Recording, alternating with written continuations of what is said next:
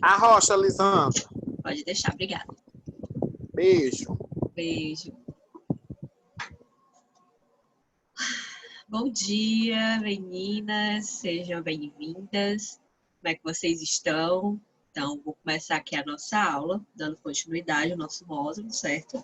E a gente vai falar de bula e biossegurança, certo?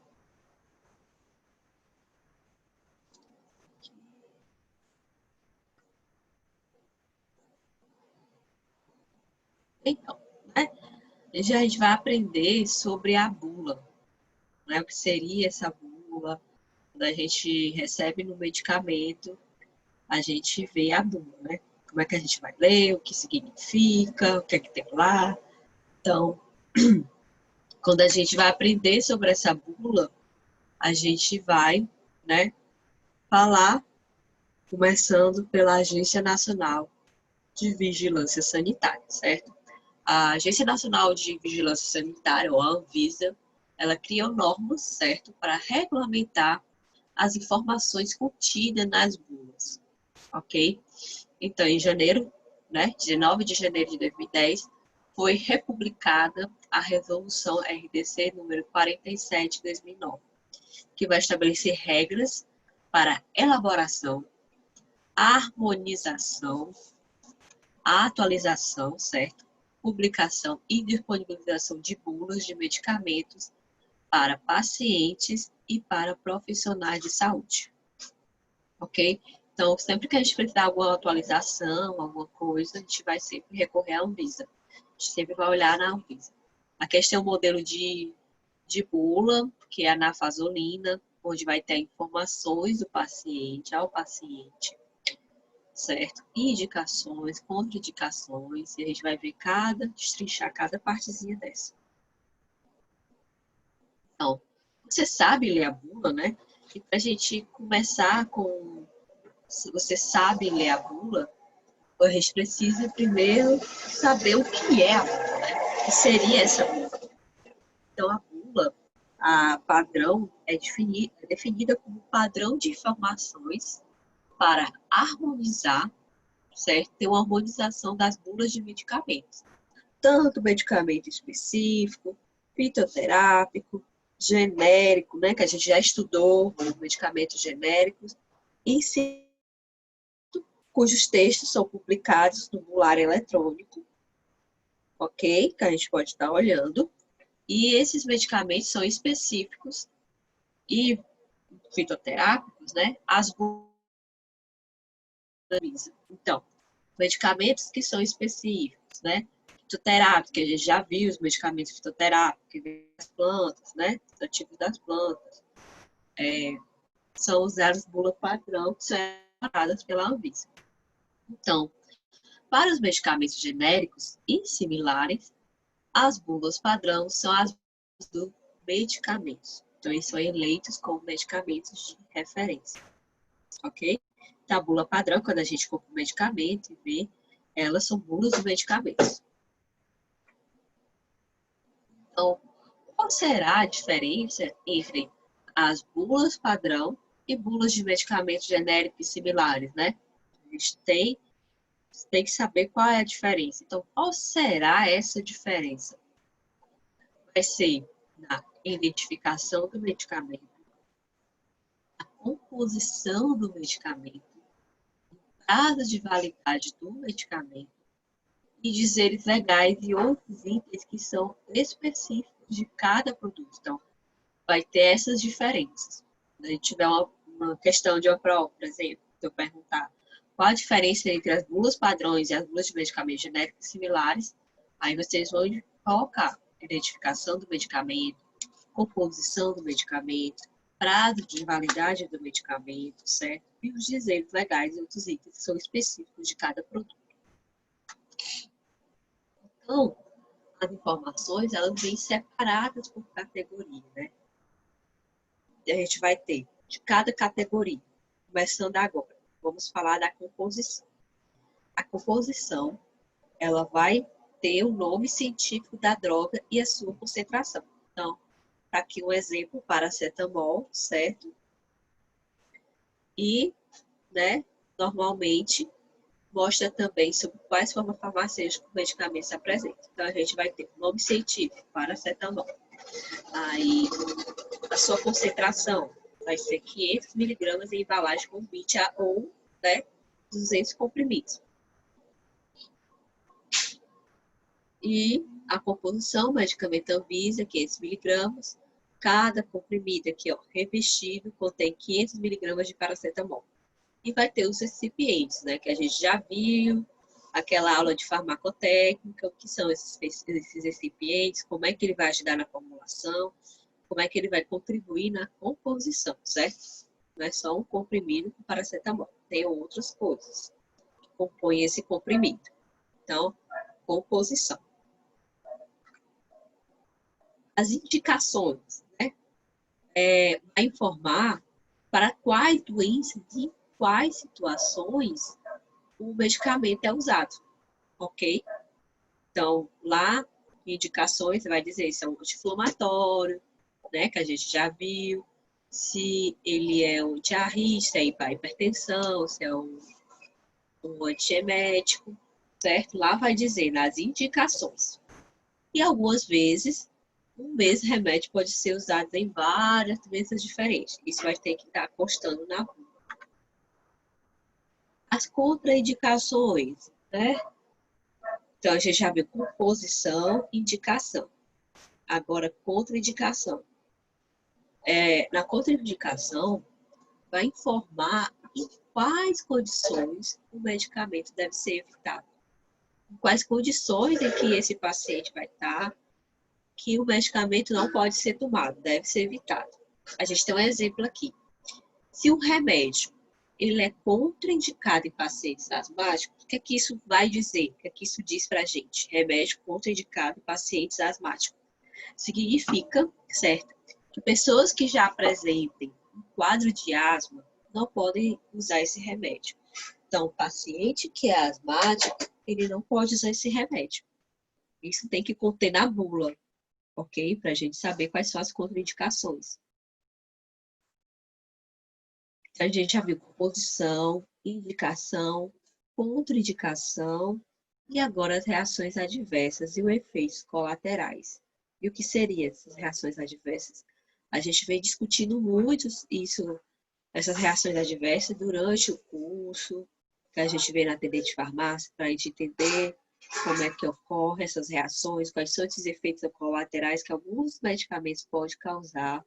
E elas são reações que são indesejáveis que o uso do medicamento pode causar, ok? Então, o ideal, né, a perfeição seria que qualquer medicamento é que ele tenha o máximo de eficácia e o mínimo de efeitos colaterais, certo?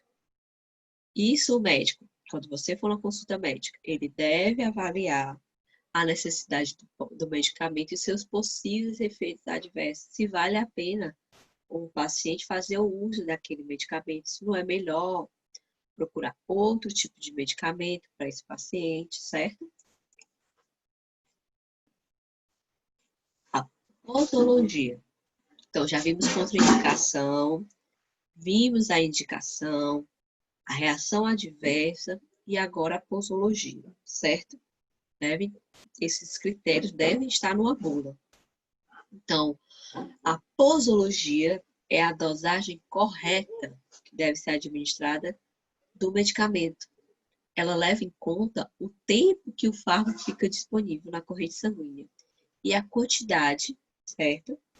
Essa concentração do mesmo que é necessária para cause a cura sem provocar efeitos colaterais. Então, na posologia, a gente vai ver a dosagem correta que deve ser administrada no medicamento. Essa dosagem foi determinada depois de vários experimentos, passado pelas fases clínicas que a gente já viu, para dizer qual é a dosagem ideal para o tratamento, vai ser administrada. Então, eles levaram em contato o tempo que o fármaco fica disponível. Isso a gente já lembra o quê? Lá da nossa farmacodinâmica, né? Que a gente fala da absorção, da distribuição, da biodisponibilidade, isso tudo é levado em conta na hora que a gente formula, faz uma posologia do medicamento, certo? E Interações medicamentosas. As interações medicamentosas, a gente já até estudou a interação do leite com o antimicrobiano, com o álcool, com o medicamento, que a gente sabe que não pode estar tomando, né? Porque vai causar interação medicamentosa, né? Informa quais os alimentos que a gente pode estar comendo, bebidas ou outros fármacos podem alterar ou modificar os efeitos do medicamento em questão. Pode diminuir o efeito. No caso de alimentos, a gente pode falar do leite, caso de bebida, da bebida alcoólica, que a gente viu que o consumo de bebida alcoólica faz com que a gente tenha maior vontade de ir no banheiro, a gente urina mais, então o medicamento não faz o efeito desejável, porque ele vai ser excretado mais rápido. Outros fármacos, a gente viu também em aulas passadas que o anticoncepcional não pode ser tomado concomitante com o antimicrobiano, porque o antimicrobiano vai cortar o efeito do anticoncepcional. Isso a gente tem que prestar atenção. Estar no que estiver na bancada, ali na frente de uma farmácia, está orientando o nosso cliente, certo? Então, quando dois ou mais medicamentos são administrados concomitantes, eles podem interagir entre si e vai causar aumento ou diminuição do efeito terapêutico, certo? Vou passar esse vídeo aqui para vocês verem.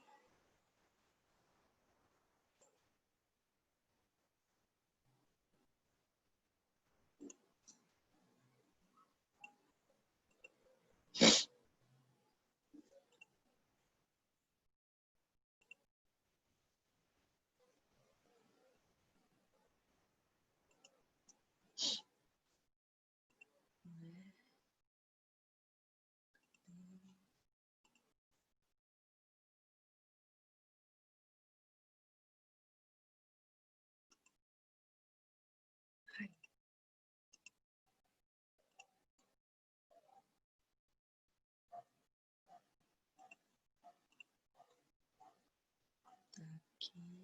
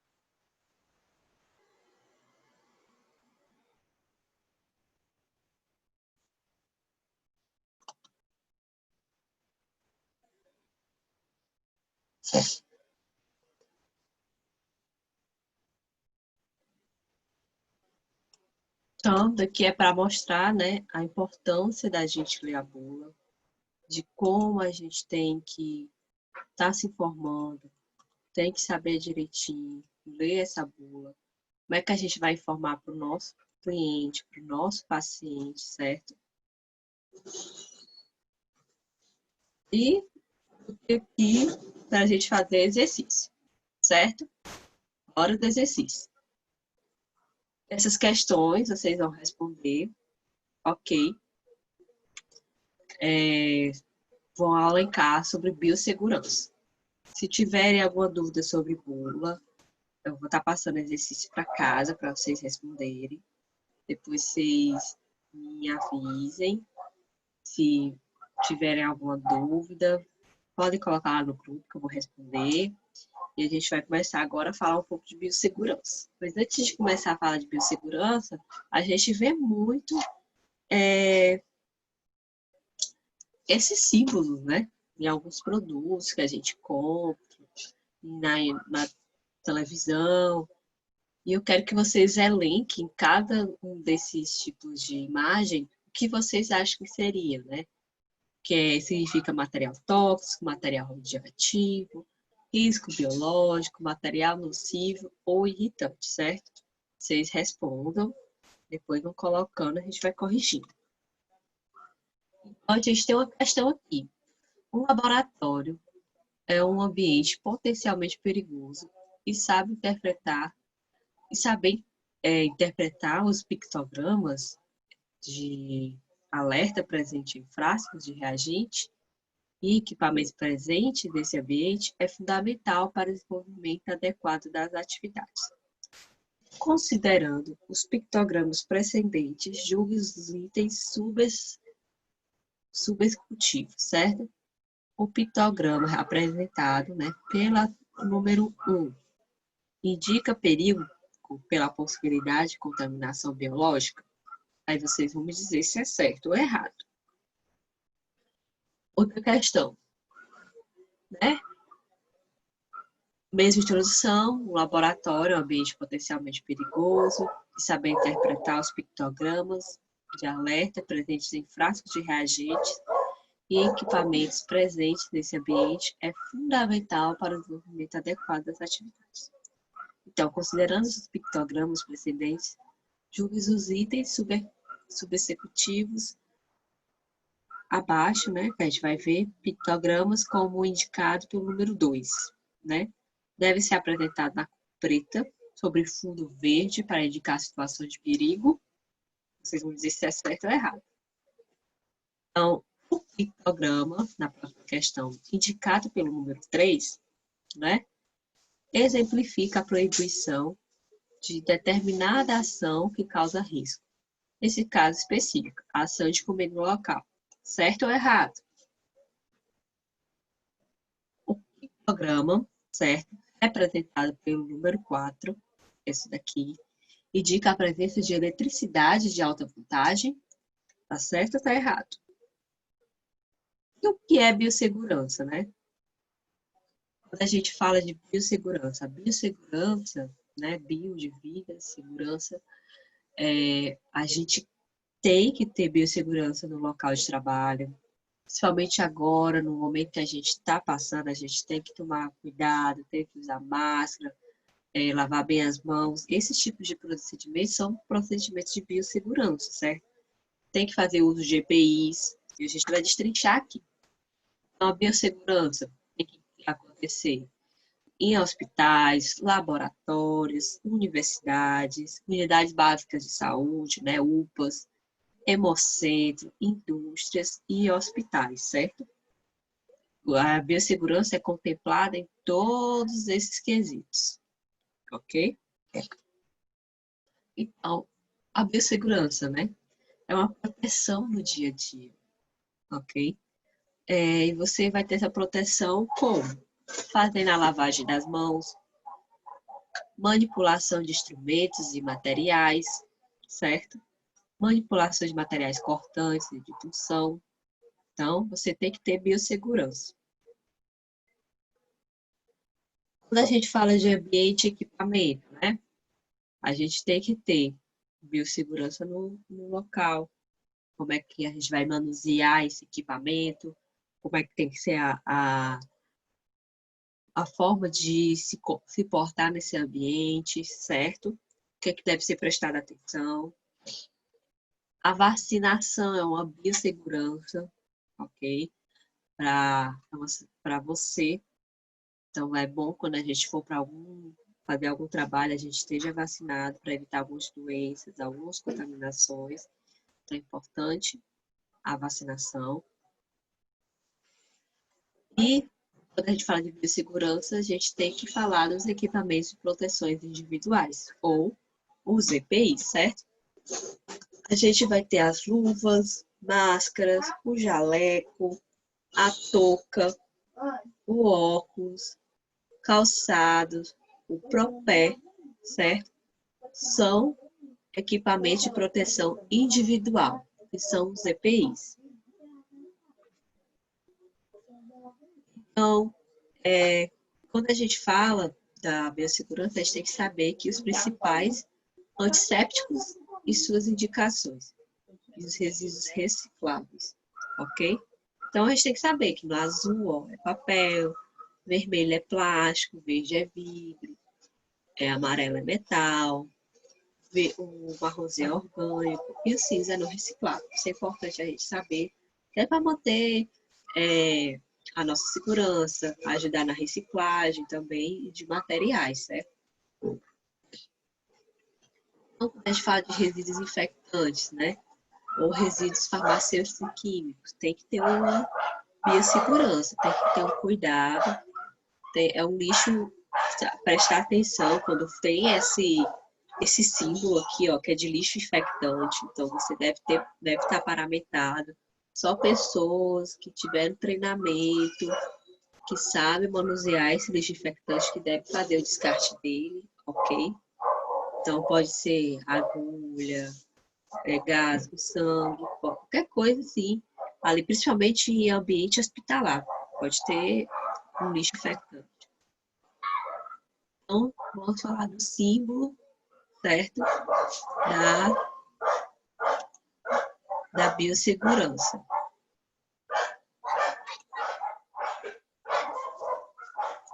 A gente tem o símbolo do risco biológico, ok?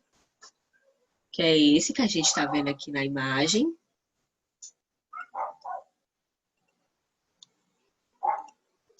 A gente tem...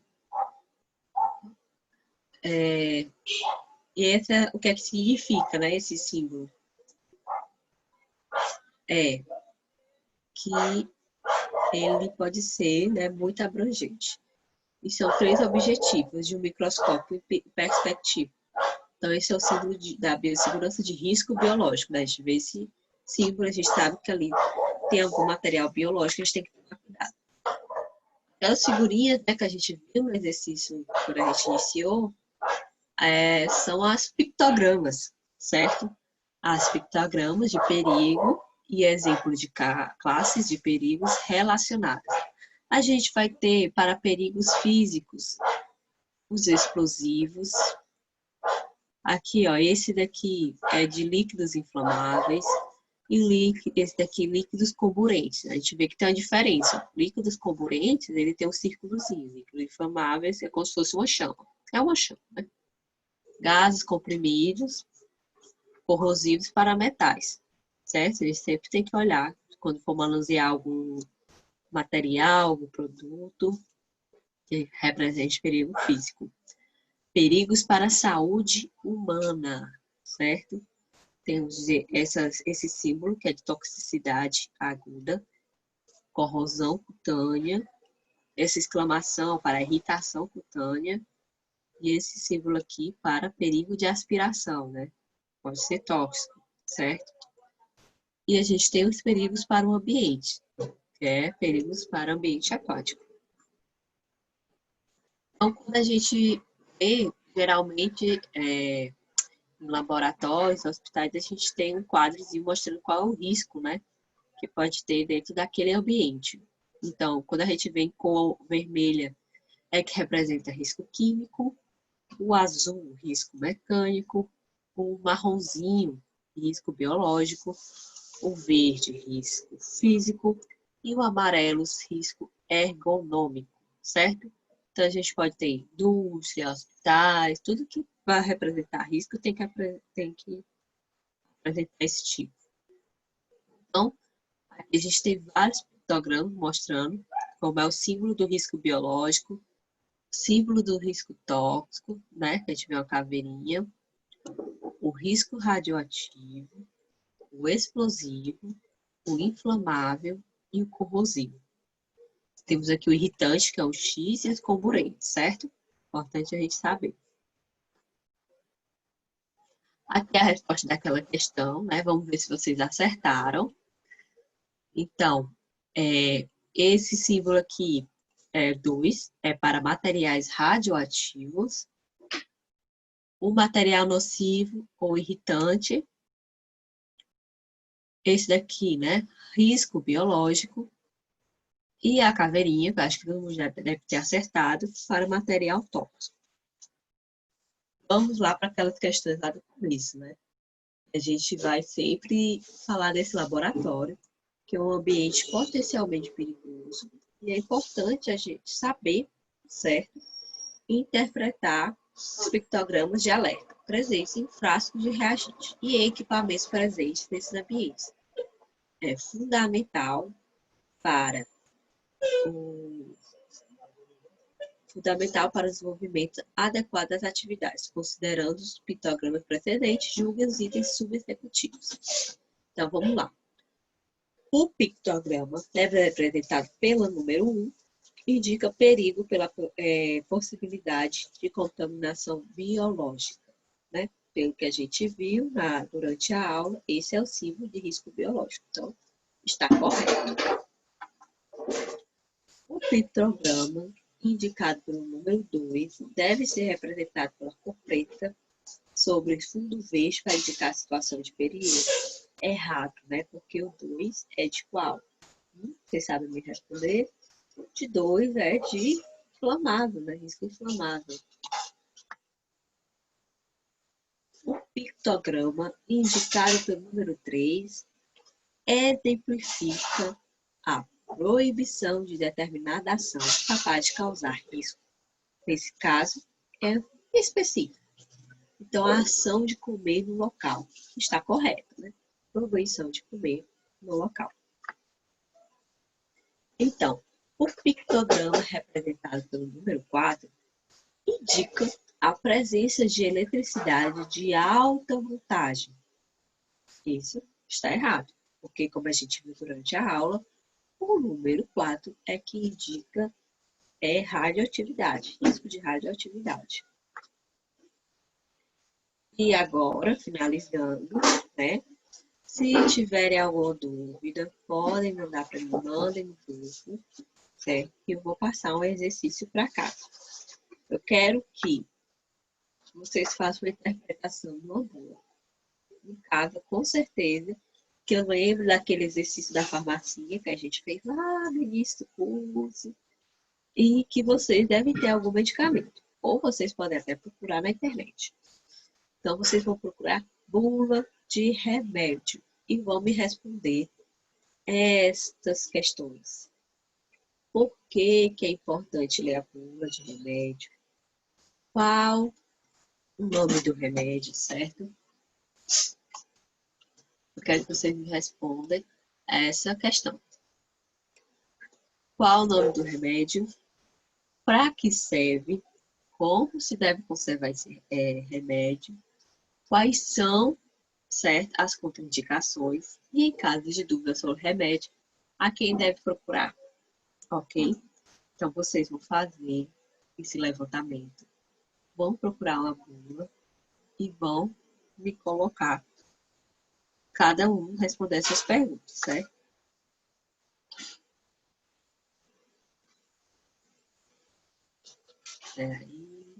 Então, a bula...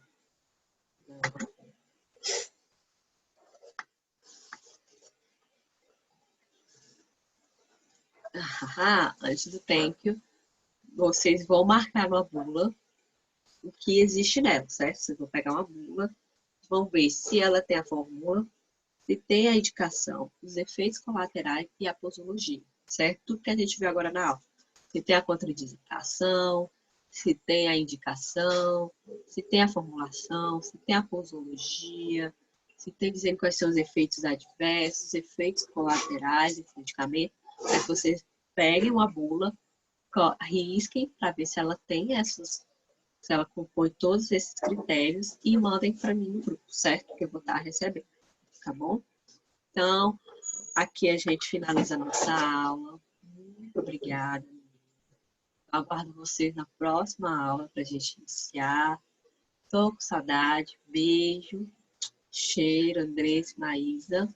E até a próxima aula.